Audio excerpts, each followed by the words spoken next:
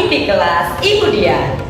Apa kabar hari ini? Semoga kalian semua sehat-sehat ya. Hari ini Ibu akan memberikan pembelajaran mengenai apa itu norma dan norma-norma yang berlaku di lingkungan sekitar kita.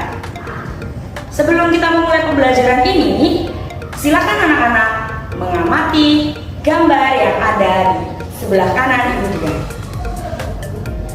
Oke anak-anak hebat, apa yang kalian pikirkan setelah melihat gambar di atas Ibu Dian ini?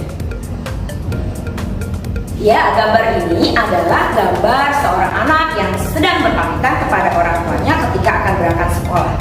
Menurutmu bagaimana sifat dari anak tersebut? Ya, anak tersebut berbuat sopan bukan? Sopan atau kesopanan adalah salah satu bentuk norma. Anak-anak, apakah kalian tahu apa yang dimaksud dengan norma? Norma adalah aturan-aturan yang berisi petunjuk dalam bertingkah laku yang harus atau tidak boleh dilakukan oleh manusia.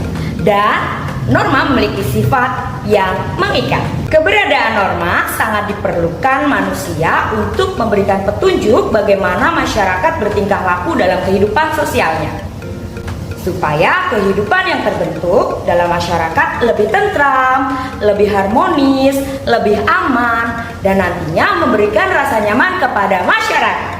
Ciri norma. Norma ada yang tertulis dan ada yang tidak tertulis. Norma tertulis biasanya dalam bentuk aturan, sedangkan norma yang tidak tertulis dalam bentuk kebiasaan. Nah, anak-anak, norma terbagi menjadi 4 jenis. Yang pertama adalah norma agama, norma kesusilaan, norma kesopanan, dan norma hukum. Norma agama adalah aturan yang menjadi pedoman bagi para pemeluk agama untuk menjalankan perintah-perintah agamanya. Nah, norma agama bersumber dari penafsiran atas kitab suci dari agama tersebut. Dalam norma agama ada yang disebut sebagai anjuran, perintah, dan juga larangan.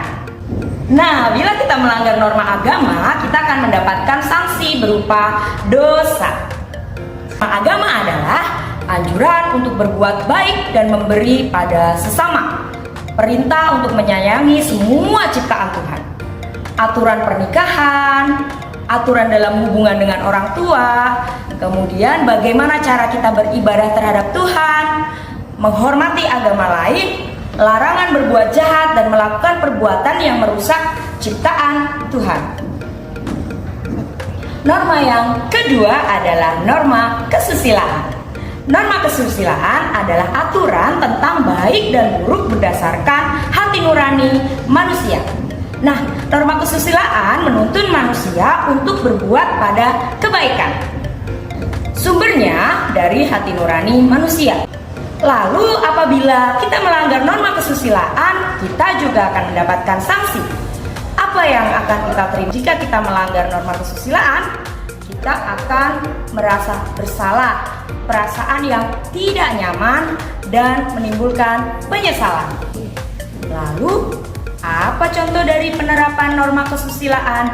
Yang pertama, contohnya adalah perilaku jujur, peduli terhadap orang lain, memiliki empati pada perasaan orang lain, tidak sombong dan angkuh, terima kasih, serta membalas budi. Norma yang ketiga adalah norma kesopanan. Norma kesopanan adalah aturan tentang tata krama atau tingkah laku dalam masyarakat. Norma kesopanan bersumber dari kebiasaan yang berlaku dalam masyarakat. Contohnya, aturan atau tata cara makan di meja makan, bagaimana berpakaian, berkata-kata dengan sopan, bagaimana menyapa orang tua, bagaimana berpamitan dengan orang tua, aturan sikap tubuh dalam berbagai kondisi. Apabila kita melanggar norma kesopanan, kita juga akan mendapat sanksi loh. Apa saja sanksi yang bisa kita terima apabila kita melanggar norma kesopanan? Yang pertama, kita akan mendapatkan ejekan dari masyarakat, cibiran, sindiran, dan bisa sampai dikucilkan loh. Keempat adalah norma hukum. Norma hukum adalah aturan yang dibuat oleh pemerintah atau Dewan Perwakilan sebagai wakil dari rakyat untuk seluruh masyarakat. Fungsinya adalah untuk menyelaraskan dan memperkuat norma-norma yang lain agar semua warga masyarakat memiliki latar belakang yang berbeda-beda terlindungi kepentingannya.